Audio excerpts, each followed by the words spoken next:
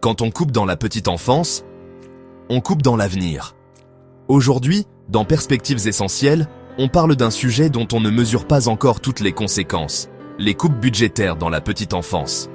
Et pourtant, c'est ici que tout commence. C'est ici que se construit l'avenir de nos enfants, et donc celui de notre société. On le sait tous, trouver une place en crèche aujourd'hui, c'est un parcours du combattant.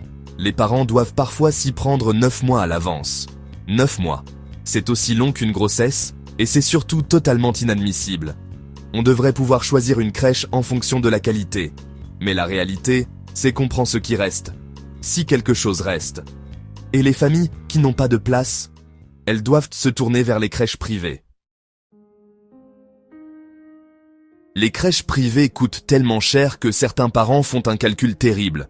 Si je mets mon enfant en crèche, je vais travailler à perte, donc autant arrêter de travailler. Et oui, ça existe. De nombreux parents doivent arrêter leur emploi parce que la crèche leur coûterait plus cher que leur salaire net. Et là, on a un autre problème. Quand tu arrêtes de travailler pour garder ton enfant, tu perds des revenus maintenant, mais tu perds aussi ta pension plus tard. Parce que la pension, elle dépend de ta carrière. Ce système crée une forme de piège, un piège économique, un piège social, un piège qui touche déjà les familles les plus fragiles. Et aujourd'hui, alors que le système est déjà en souffrance, on veut couper encore dedans. On annonce 74 millions d'euros d'économies en 2026. Concrètement, ça veut dire quoi? Ça veut dire des horaires réduits, moins de personnel, plus de pression, des repas moins qualitatifs, des fermetures possibles, des parents qui se retrouvent sans solution et des enfants vulnérables qui en payeront le prix. Dans un secteur déjà en pénurie, déjà épuisé, déjà sous-financé. Ce débat n'est pas budgétaire, il est humain, profondément humain. Un pays qui choisit de couper dans la petite enfance, c'est un pays qui choisit de couper dans son avenir. Un enfant qui grandit dans un environnement sécurisé, encadré, bienveillant, avec du personnel formé, soutenu, valorisé. C'est un enfant qui deviendra demain un citoyen équilibré, un collègue respectueux, un parent attentif, un dirigeant juste. Ce n'est pas une dépense, c'est un investissement, l'un des plus rentables qui soit. Et pourtant, on nous dit qu'il n'y a pas de danger. Mais là, ce ne sont pas des opposants politiques qui parlent, ce sont les crèches elles-mêmes, les puéricultrices, les familles, les syndicats, la Ligue des familles. Tout le monde dit « on ne sait plus faire mieux avec moins ». Les équipes sont déjà à bout, les places manquent, les puéricultrices quittent le métier, et on leur dit qu'il faudra faire encore plus avec moins. Et puis c'est 74 millions d'euros d'économies.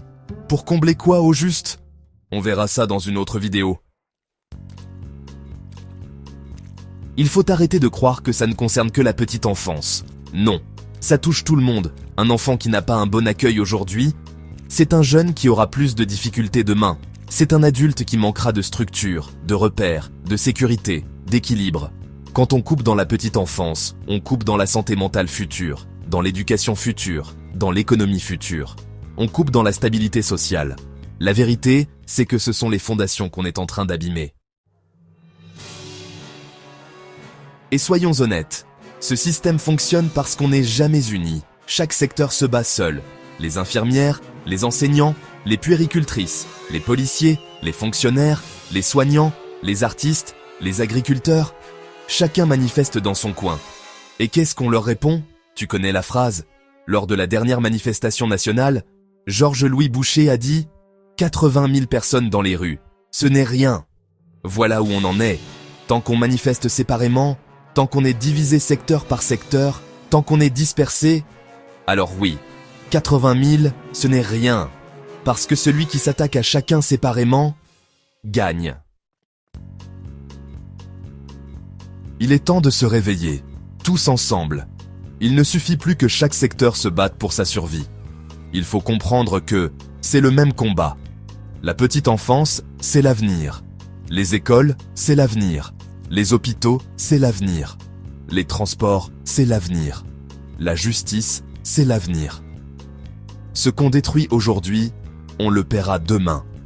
Il n'est plus temps d'attendre. Il n'est plus temps de dire « ce n'est pas mon secteur ». Il n'est plus temps de subir. Il est temps de se réveiller. tous ensemble, avec une conscience claire, nous sommes bien plus que 80 000. Et le jour où tout le monde descendra dans la rue ensemble, là, oui, quelque chose changera.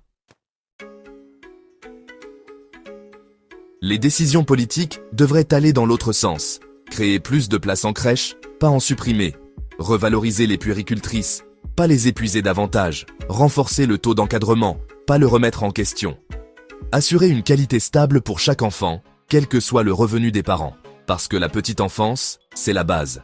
C'est là que tout se joue. C'est là que se construit un futur dirigeant, un futur patron, un futur citoyen.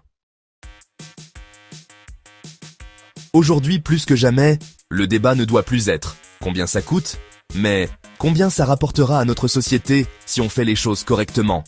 Le secteur a dit « Nous ne relâcherons pas la pression ». Et vous savez quoi? Ils ont raison, parce que ce qu'on défend ici, c'est l'avenir de nos enfants. Si cette réflexion vous parle, si vous pensez que la société mérite mieux que des économies sur le dos des enfants, que les familles méritent mieux, que les travailleurs méritent mieux, alors abonnez-vous à Perspectives Essentielles, on remet l'humain au centre. Ensemble.